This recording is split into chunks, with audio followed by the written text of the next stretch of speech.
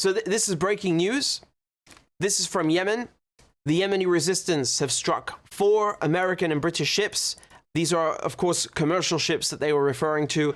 And then in addition to that, they struck 2 US destroyers. Again, destroyers are simply a class of military naval vessels that are used. So basically 2 US Navy destroyers. And in addition to that, the Israelis had their port struck all the way in Eilat, which is called Rashrash before the Israelis bastardized it. So again, that's down here at the on the Red Sea, and the Yemenis have struck from 1,600 kilometers at the very least to hit that port. You can see the variety of capabilities and weapons available to them in their arsenal. I mean, you know, to hit Eilat, you're using cruise missiles. For the ships, they're using ballistic missiles. If we talk about the destroyers as well, they're using drones. We know for a fact they use drones in this specific attack. So I mean, all of this is stuff that is happening, and the Americans are keeping it on the down low because of how bad it is, how embarrassing it is. And of course, you know, in addition to that, you have rockets and other, I put in quotation marks, small arms, obviously small compared to missiles. I want to show you something that caught my eye as I was collating and compiling and collecting these stories and news items for you. I came across a piece in the Associated Press about Yemen, and it said here that an Al-Qaeda attack in Yemen had killed 2 troops loyal to a secessionist group. Now, if I can just translate what they're talking about, they're not talking about the Houthis, okay? Don't get it twisted. They're not talking about Al-Qaeda attacking the Houthis or something like that. What they're saying is that Al-Qaeda are back in the game. Okay, you know, these groups in Yemen, you have Al-Qaeda that have their own war with these minor groups, and then at the same time, together they will work against the Houthis, against Yemen itself. Remember that they want to portray the Houthis as like some tiny group or something in Yemen. The majority of the Yemeni population, 80%, 8 with a 0, live in territories controlled by the Houthis. They view the Houthis as the legitimate government. The international government in Yemen is a bunch of hotel dwellers in Riyadh, in Saudi Arabia. They're not even in Yemen half the time. And they've done things like, for example, they'll close down the and they did this before. They closed down the central bank and they moved it. They haven't paid wages, for example, to people who work, who are civil servants, who work in the administrative functions that in the Yemeni government or otherwise that should be paid by the government. They say we're the government, but they don't pay anyone. So they're a bunch of buffoons. I mean, no one takes them seriously. So just to make that very clear, when they're talking about Al-Qaeda here, the Americans are reactivating these cells in Yemen to harass the Houthis from the back, from inside, right? Because they're losing. The Americans are losing. They're being hit constantly and they can't respond.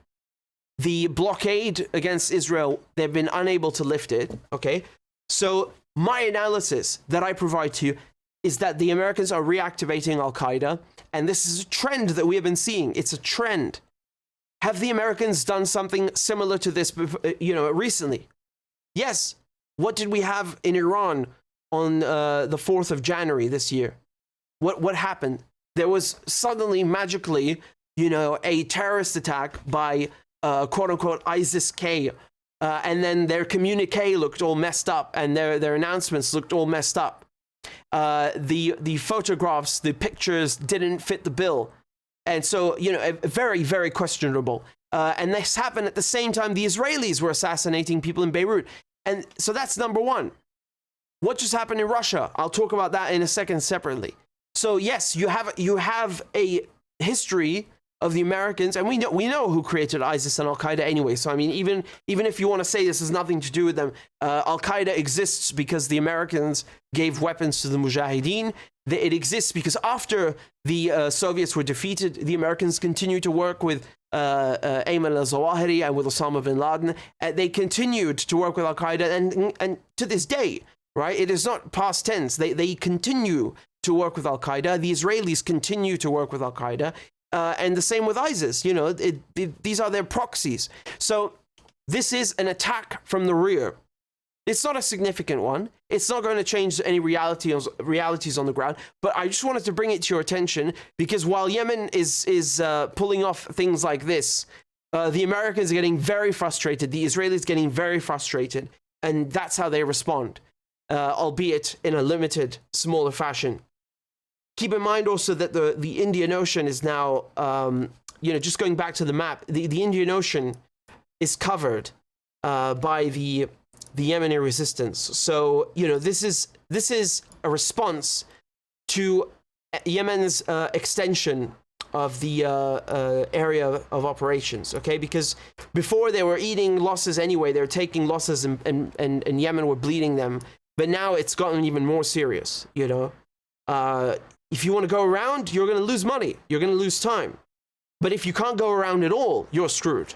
Okay, so that's a major development. The Israelis and the Americans will often respond in these ways where you suddenly have a terrorist attack in the country, inexplicable, an isolated incident, and then, you know, all the information around it doesn't fit the identity and the traits and the modus operandi, the MO of the perpetrator.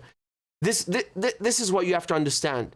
It's more significant when I talk now about Russia. It's much more significant. But this is nevertheless a weird, all of a sudden, Al-Qaeda popping up on the map. I mean, I've done work on Yemen extensively, and they occupy swaths of Yemen. They have, for example, checkpoints set up across the highways to rob people, to you know, every territory. Keep in mind, they're not big, but every group, for example, will occupy a small area here. Then a few kilometers later, they occupy another area, and they have their own taxes that they levy against anyone who tries to pass. And of course, you know, when you have a situation where previously, up until last year, there was a huge effort by the Americans and the Saudis and this, you know, this Gulf Council to attack Yemen, they turned the economy upside down. So you had a lot of supplies that were meant for people in Sana'a.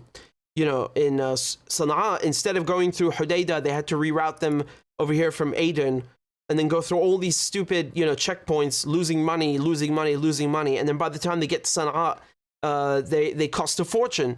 So, you know, that's another crime they committed against the Yemeni people.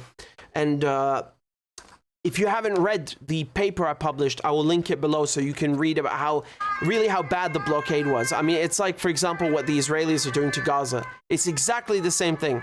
You know, make the trucks queue up, make the trucks divert, make the trucks jump through hoops. Exactly this.